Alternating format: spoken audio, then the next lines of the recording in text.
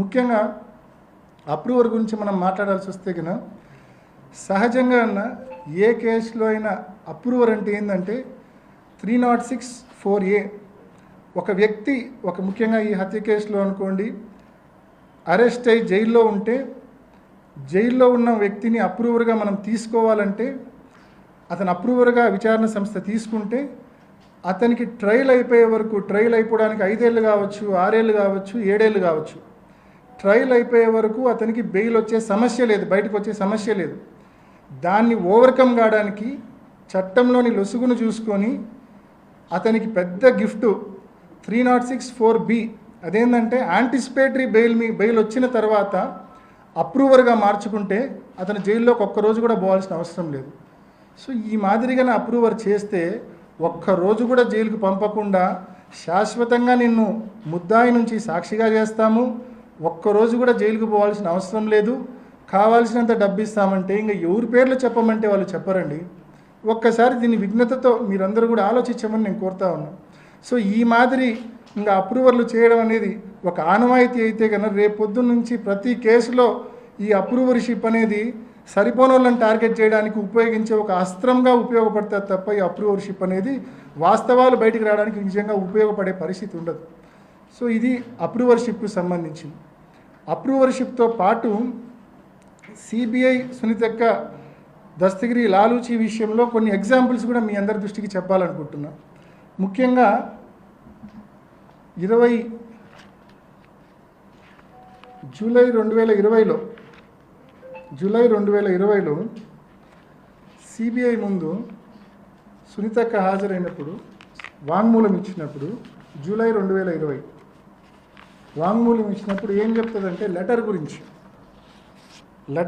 ఏం చెప్తుందంటే at this time my husband showed me a photo in his mobile. అంటే సునీతక్క భర్త రాజశేఖర్ ఫోన్లో ఫోటో చూపించాడంట. The said photo was purported letter written by my father and mentioning there in the name of Prasad driver as suspect killer. The said photograph was forwarded through Krishna Reddy to my husband. After this, I got afraid and suspicious as well that it may have been a fabricated letter in order to put the blame on Prasad and that he may be killed if the letter comes out. అని ఆ letter గురించి లెటర్ను చూసినా అని చెప్తుంది, letter ఉందని తెలుసు అని చెప్తుంది, లెటర్ బయటకు వస్తే ఏమేమో అవుతాయని చెప్పి కూడా ఇంత డీటెయిల్డ్ ఎక్స్ప్లెనేషన్ ఇస్తారు. ఇంకా కింద చాలా ఉంది చదువుకుంటా పోతే. ఆ తరువాత వెంటనే బహుశా ఎవరో చెప్పినట్టు ఉన్నారు సిబిఐలోనే, ఎవరైనా లాయర్లు చెప్పినారేమో, ఈ రకంగా స్టేట్మెంట్ ఇస్తే నీకు నష్టమమ్మా అని చెప్పారేమో.